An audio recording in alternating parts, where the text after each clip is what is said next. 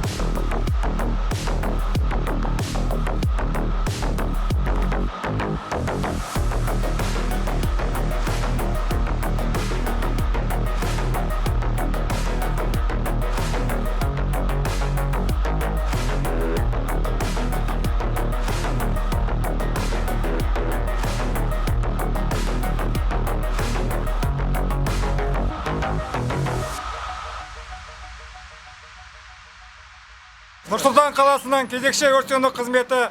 келесі челленджді Алматы қаласының кезекші өрт сөндіру қызметіне Yellow diamonds in the